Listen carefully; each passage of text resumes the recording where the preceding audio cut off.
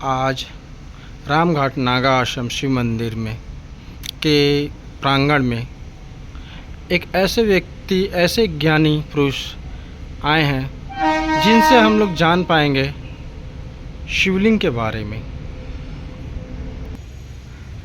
इनका परिचय रामाकांत पांडे चित्रंजन से आकर आज इस मंदिर के प्रांगण में अपने मुखार बिंदुओं से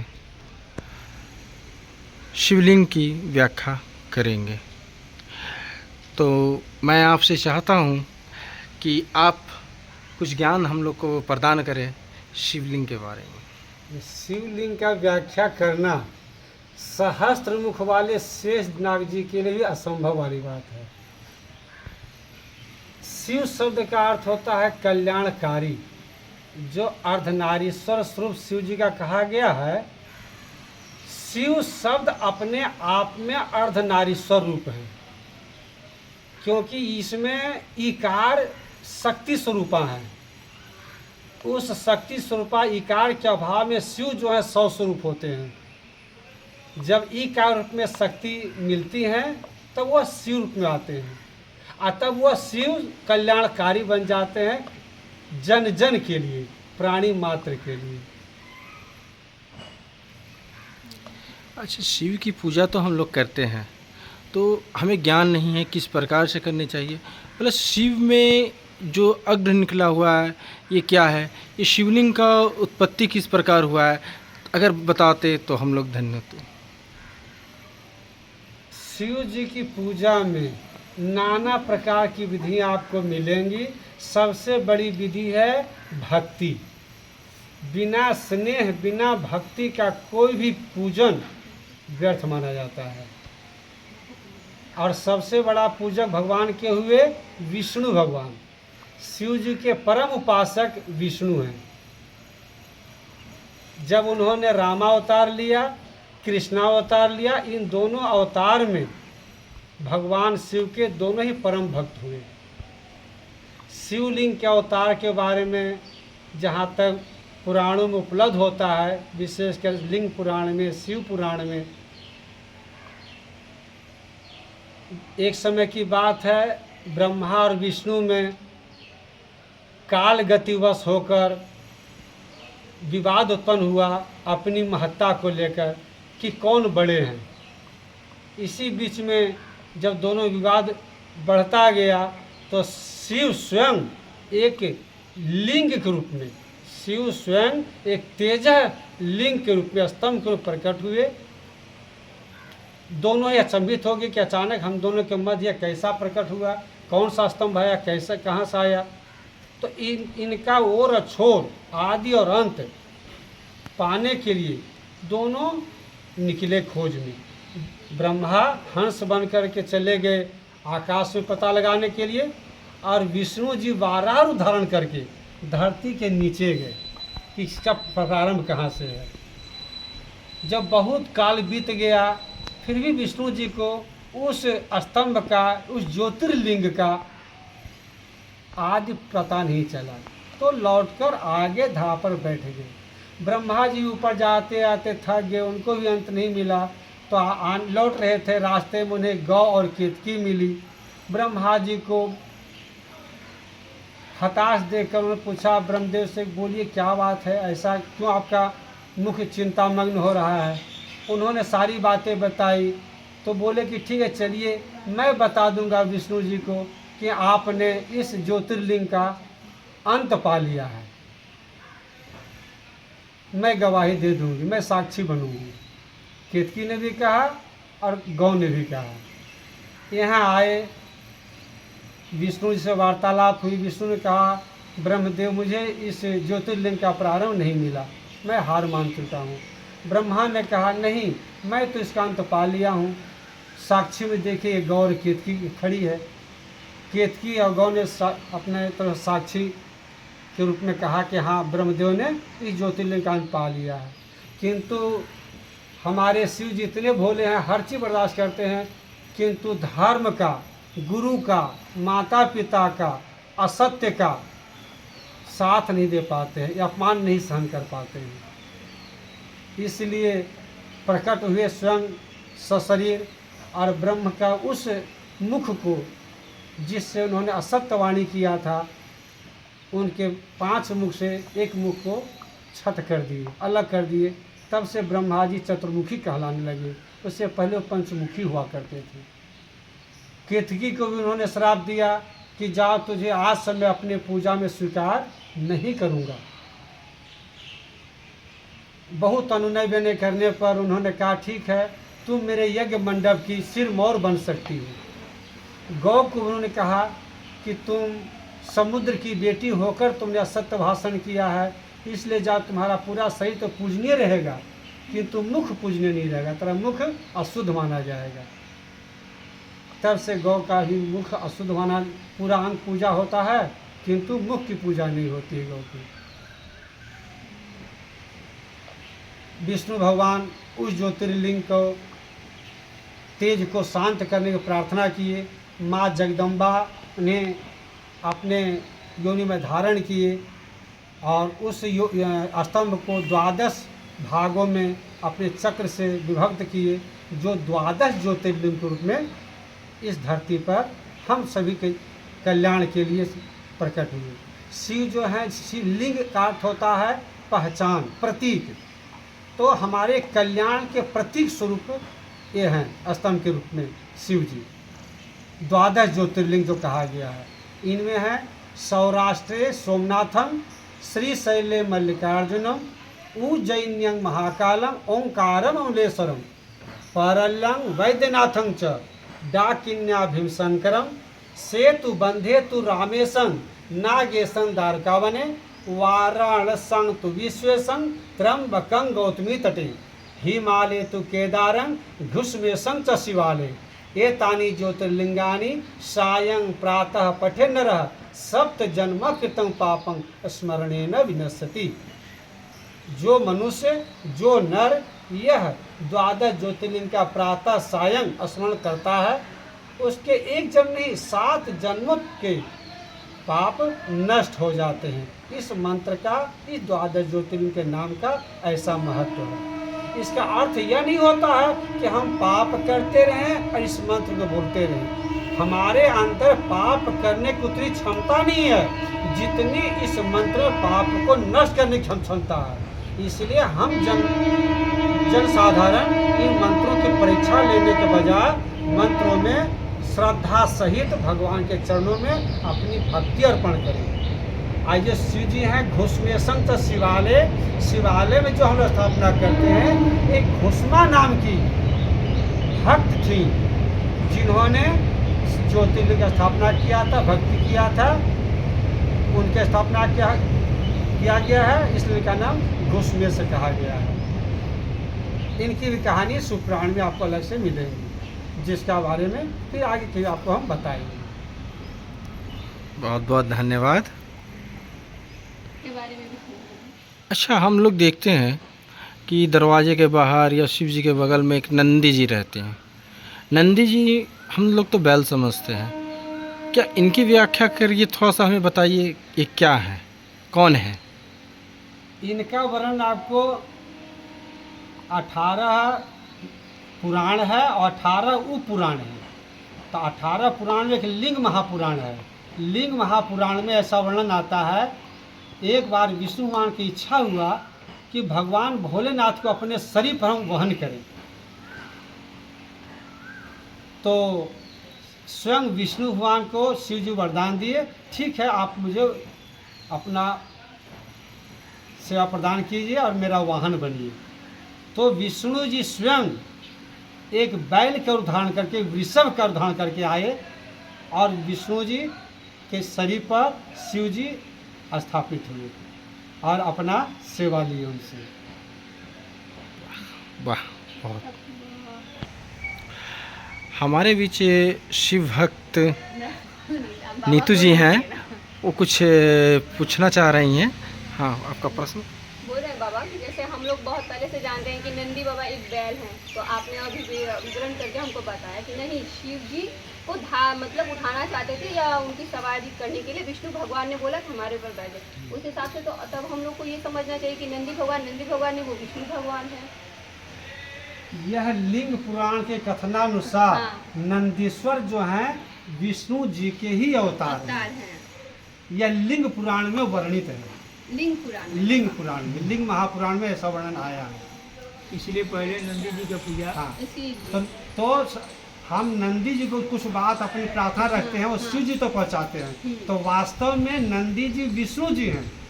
और विष्णु पूजा के बिना शिव पूजा अधूरी मानी गई है, और शिव पूजा के बिना विष्णु पूजा अधूरी मानी गई है। तो उस हिसाब से बाबा जो हम लोग पहले गणेश भगवान जी का पूजा करते हैं, कहते हैं ना कि गणेश भगवान जी माँ पापा को अपने पहले मतलब ये किए थे, इसके बाद उनकी पूजा पहले होती है। तो उस हिसाब से तो मतलब विष्णु भगवान का ही ना पहले पूजा होता है, मतलब गणेश भगवान का पूजा पहले किया जाता है। तो हम लोग में शंकर भगवान जी का पूजा करने से पहले तो नंदी भगवान का पूजा किया जाएगा। पूजा में शिव मंदिर में सबसे पहले कीर्तिमुख का पूजा करनी चाहिए। कीर्तिमुख का। जब संसार में उपद्रवों का प्राकट्य हुआ तो भगवान अपने जटा से खोलकर एक बाल को फेंके, उससे कीर्तिमुख उत्पत्ति हुई। उन्होंने कहा कि जा सारे उपद्रवों को खा जाओ तुम, तो उसको खाना शुरू कर दिए। अब वो लोग डरे डरे फिर शिव जी के शरण में आ गए कि प्रभु मेरी रक्षा कीजिए, ये कीर्तिमुख मुझे खा जाएंगे। तो अच्छा ठीक है, जाओ कीर्तिमुख छोड़ दो, ये सब मेरा भक्त बन गया है। तब कीर्तिमुख जी बोले कि प्रभु मुझे तो भूख लगी हो, मैं क्या करूं, मैं तो भूख शांत नहीं हुई, तो अपना शरीर खा जाओ तुम। अपने आप को ही खा तो वो जाओ। कीर्तिमुख अपने शरीर खाना शुरू कर दिए। खाते खाते उनका जो शीर्ष मात्र बचा, भगवान बोले उसको अब रुक जाओ। तब से वह कीर्तिमुख रूप में भगवान के मंदिर के सामने स्थापित होता है। उनका मुख सिर्फ सिर रहता है। तो शिव जी का कहना है, नंदी कीर्तिमुख बताए कि जो व्यक्ति हमारी प्रसन्नता चाहते हैं वो पहले तुम्हारी पूजा करेगा, कीर्तिमुख की। इसीलिए प्रत्येक घर के दरवाजा पर देखिएगा कि एक केवल सिर का टंगा हो रहता है, मुखौटा बना करके। वास्तव में हमारे घर के आपत्तियों विपत्तियों को खाते रहता है वह। उसका काम है हमारे दुखों को खाना, हमारी कष्टों को खाना। इधर क्योंकि इधर नहीं देखे हैं बाबा, लेकिन बाहर में बहुत को देखे हैं कि एक मुखौटा रहता है। हाँ। और वो फ्रंट पे ही रहता फ्रंट है। पे रहता है। वो एकदम या दुकान के फ्रंट पे हाँ, रहे, हाँ, हाँ। घर के फ्रंट पे रहे, लेकिन वो वास- सामने रहता है मुखौटा। वास्तव में कीर्तिमुख उनका नाम है। और प्रत्येक शिव मंदिर में रहना चाहिए वह। मतलब वो प्रत्येक हाँ। मंदिर में मंदिर में प्रवेश करने से पहले कीर्तिमुख की पहले पूजा कर लीजिएगा। जितने द्वादश ज्योतिर्लिंग मंदिर वहाँ देखिए जब अभिषेक होता है ना, हाँ। तो लोग पहले शिवलिंग के बगल में पहले जल गिरा लेते हैं। वास्तव में कीर्तिमुख के नाम पर गिरता है वह। वास्तव में कीर्तिमुख की पूजा करता है।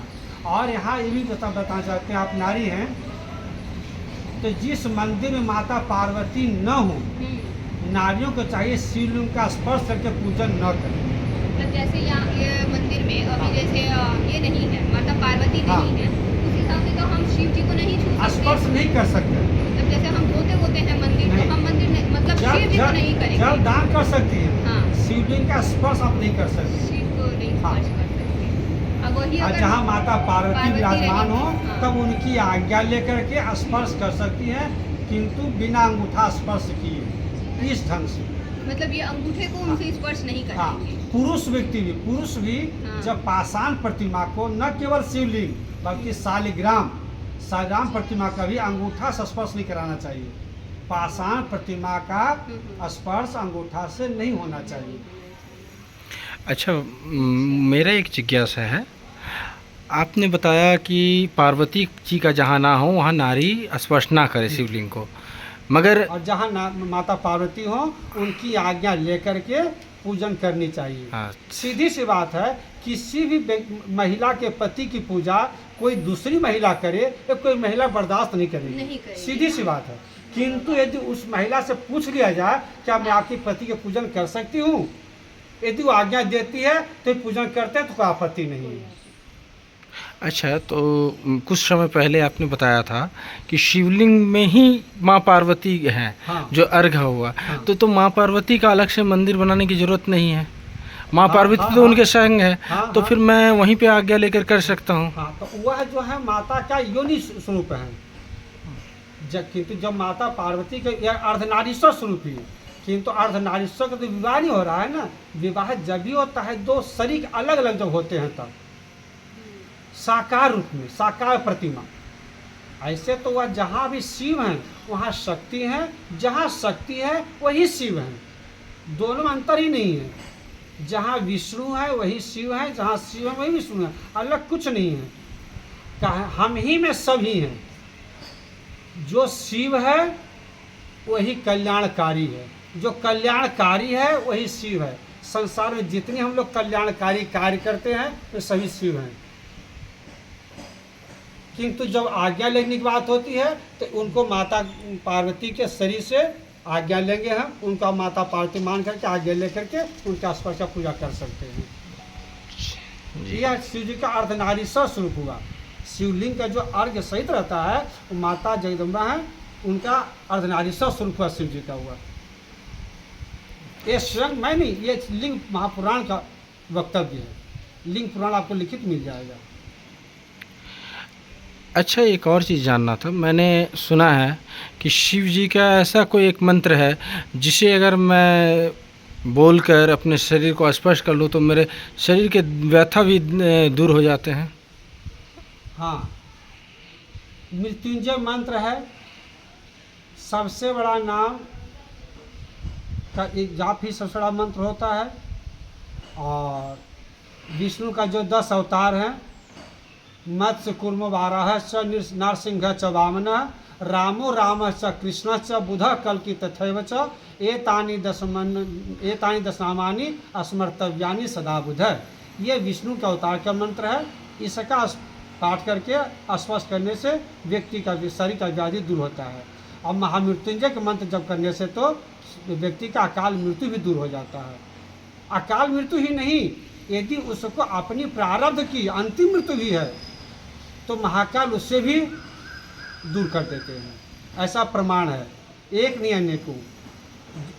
जैसे मृकंड ऋषि का पुत्र मार्कंडेय, उनकी मृत्यु हुई थी, 16 वर्षीय आयु थी, उनकी अकाल मृत्यु नहीं थी।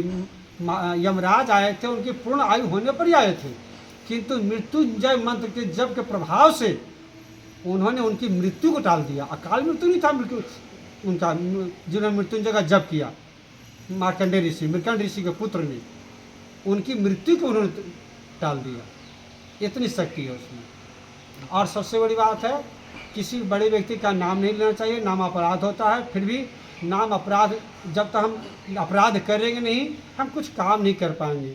संसार में कोई ऐसा कर्म है ही नहीं जिससे अपराध न हो। इसलिए गीता में श्री कृष्ण ने अर्जुन को बताया कि अर्जुन, यदि तुम पाप कर्म से डर करके यज्ञ करने से बचोगे तो कोई भी ऐसा संसार में कर्म नहीं जिसे तुम करते हो पाप नहीं कर पाओगे। एक कदम ही बढ़ाओगे तो चींटियाँ दबेगी, मरेगी। सांस ले रहे हो उसमें कीटाणु तुम्हारा नष्ट हो रहा है, वो अपराध हो रहा है। तब क्यों न शुभ कर्म करते हुए अपराध करें, भगवान से क्षमा प्रार्थना करते हुए उनका नाम का जप आप करते रहें। बहुत धन्यवाद। अच्छा, हमें बताएं, शिव जी को सबसे प्रिय क्या है और उनकी पूजा हमें किस तरह करनी चाहिए? शिव जी को सबसे प्रिय विष्णु जी हैं। विष्णु जी का अवतार है। स्वयं शिव ने कई जगह पर शिव पुराण भी कहा है, प्लस आपको रामावतार में शिव चातुर्मास में कहे हैं। द्वापर युग में गर्ग संहिता में अध्ययन कीजिए, श्रीमद् भागवत महापुराण में कहिए, जहाँ जहाँ कृष्ण शिव जी की पूजा करते हैं, शिव जी कृष्ण की पूजा करते हैं। त्रेता युग में राम शिव जी की पूजा करते हैं, शिव जी राम की पूजा करते हैं। शिव जी के अत्यंत प्रिय जो कहा जाए वह राम जी हैं, कृष्ण जी हैं, जो विष्णु के अवतार हैं, अर्थात विष्णु प्रिय उनके प्रिय हैं। अच्छा, उनको फूल पुष्प या में क्या चढ़ाया जाए? हाँ, प्रत्येक देवी देवताओं के लिए अलग अलग पुष्प माना गया है। शिव जी को सादा पुष्प अत्यंत प्रिय है। कोई भी सुगंध वाला पुष्प हो वो सभी प्रिय उनको है। कनेर का फूल प्रिय उनको है, धतूरे का फूल अत्यंत प्रिय है, अकवन का फूल अत्यंत प्रिय है। अच्छा, मैंने सुना है कि शिव जी पे तुलसी नहीं चढ़ाना चाहिए, हाँ विष्णु जी पे बेलपत्र नहीं। हाँ क्या ये सही है? हाँ, ये सत्य है, ऐसा शास्त्र वर्णन आता है। तो कुछ बता सकते हैं आखिर ऐसा क्यों? इसका वजह है, जैसे जो जो चीज़ हमारे गुरु को अच्छा लगता हो, हम शिष्य, हम उनके भक्त हैं, वो जो मुझे छोड़ देना चाहिए। तो विष्णु जी को चूंकि तुलसी पत्र प्रिय है, इसलिए उस तुलसी पत्र को शिव जी ने अपने प्रभु आराध्य के लिए छोड़ रखा है। बेलपत्र विष्णु जी के आराध्य शिव जी को अत्यंत प्रिय है, इसलिए विष्णु ने वह बेलपत्र अपने प्रभु शिव जी के लिए छोड़ रखा है। बहुत बहुत धन्यवाद। सुबह उठते ही मतलब हम आराम से बोल पाए, जैसे सुबह उठने के बाद, बोलने के बाद ही हम बिस्तर छोड़े, चाहे अपने रोज का जो मेरा काम हमारा है वो हम कर पाए। तो इतना मतलब आसान एक कोई श्लोक जो हम आराम से बोल पाए। देखिए, सबसे पहले मैं आपको बता देता हूँ, जिसमें बिना किसी मंत्र का, मंत्र होता है ब्राह्मणों के लिए, विद्वानों के लिए, या जो शुद्ध उच्चारण करता है उनके लिए। स्वयं माता पार्वती श्री रामचरितमानस में शिव जो कहती हैं कि प्रभु हम तो नारी हैं, हम तो इस भक्ति का अधिकारिणी भी नहीं है, नारी को इससे दूर रखा गया है भक्ति से, पथ से, हम तो इसका अधिकारिणी भी नहीं, हम तो केवल आपकी सेविका हैं। फिर भी मैं आपसे पूछना चाहती हूँ राम जी की कथा, तो जब माता स्वयं अपने आप को ऐसा बता रही हैं, तो नारी मान लेते हैं कि अधिकारिणी नहीं है, तो मंत्र के पाठ के अधिकारिणी नहीं है, किंतु ज्ञान के अधिकारिणी है। यदि माता अज्ञानी रहेंगी तो उनके संतान ज्ञानी कैसे होंगे? तो जहाँ अशुद्धि की बात होती है, तो सिर्फ नारी ही नहीं, पुरुष यदि मुझे शुद्ध उच्चारण नहीं करने आता है मंत्र का, तो सबसे बड़ा है जो नाम भगवान का आपको अत्यंत सहज, अत्यंत प्रिय लगे, उसी को बोलते रहिए।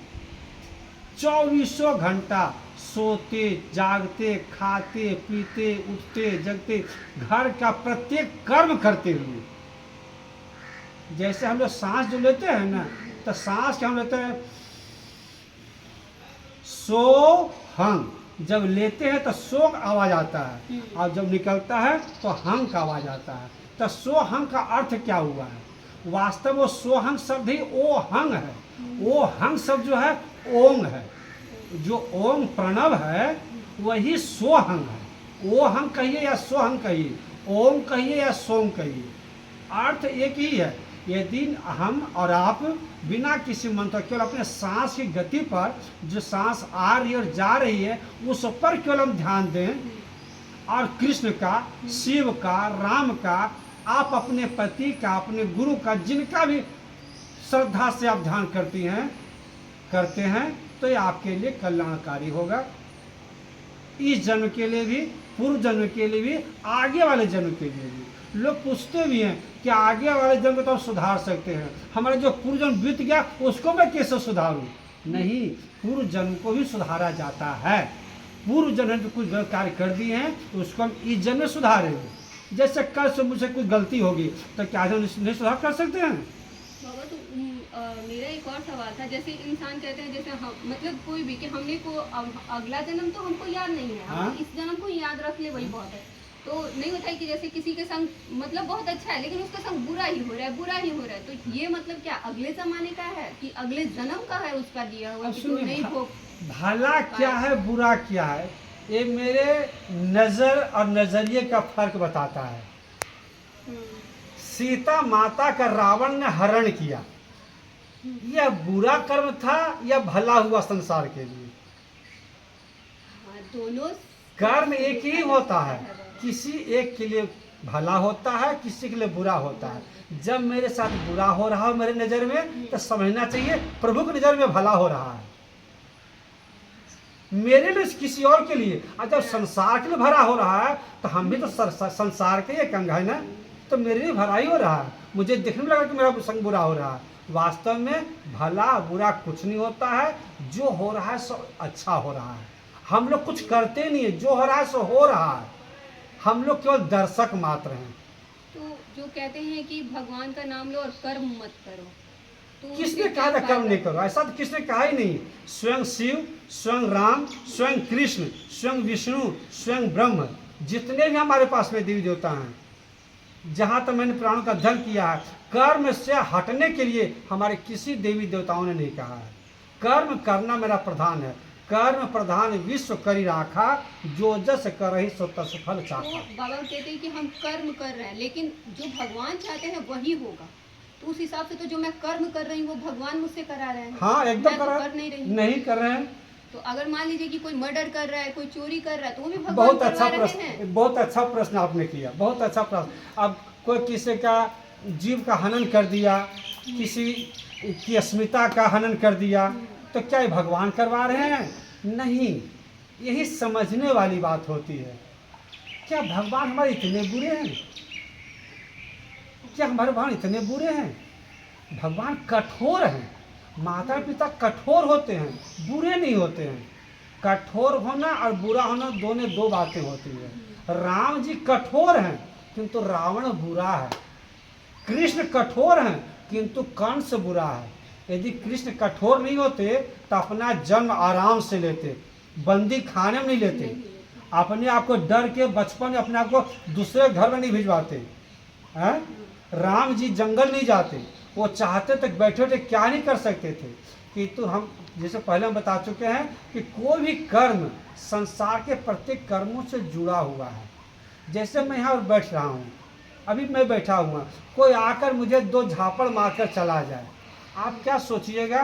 कितना भला व्यक्ति आराम से बैठ रहे हैं, हम हमारे प्रश्नों का उत्तर दे रहे हैं, हम लोग भक्ति चर्चा कर रहे हैं, इससे भले व्यक्ति को मार के चला गया, अच्छा नहीं किया, वो बुरा व्यक्ति है। किंतु आपको पता नहीं है कि हम 2 घंटा पहले, 2 दिन पहले, 2 महीना पहले, 2 वर्ष पहले उसके साथ हम कुकर्म कर चुके हैं। आपको नहीं पता है किंतु उसको पता है। मैं भी भूल चुका हूँ किंतु उसे पता है, क्योंकि भुगता है ना, वो आके अपना बदले के चला गया। तो संसार में न कुछ बुरा है न कुछ भला है, जो हो रहा है उनका कर्म हो रहा है। हर चीज को सम, इसीलिए समत्वम योगम उच्यते, कृष्ण गीता में कहा। योग है और है योगा कर्मसु कौशलम, कर्म में कुशलता लाना योग है। आत्मा को सम बनाए रखना ही योग है। सुख में दुख में, लाभ में हानि में, मान में अपमान में यदि हम सम रहते हैं तो हम योगी हैं। थोड़ा भी चित्त विचलित होता है तो हम योग पद से भ्रष्ट कहलाते हैं। बाबा तो इस समय तो ऐसा माहौल है कि कोई भी सम तो नहीं रह सकता। सबको ऐसा नहीं एक चाहिए। पीछे नहीं, एक नहीं, नहीं। पीछे भागने का ही नहीं नहीं नहीं, सम रहते हैं, हम भी रहते हैं, अभी रहते हैं। कभी सम रहते हैं, कभी विचलित होते हैं। कलयुग का प्रभाव है ना, हर युग का अपना प्रभाव होता है। जैसे हमारा सरकार है तो कोई ऐसा सरकार जाता है जिसमें समाज की शांति आ जाती है, कोई सरकार जाता है जो शांति भंग हो जाती है। तो समय का समय है, समय सबसे बड़ा बलवान है। इसीलिए हमारे श्री जी को काल कहा गया है, महाकाल कहा गया है। वास्तव में काल महाकाल समय है, समय सबका ईश्वर है। भगवान जो है उनके बंधन में है, सभी समय के बंधन में है, वो भी समय से बाहर नहीं जा सकते।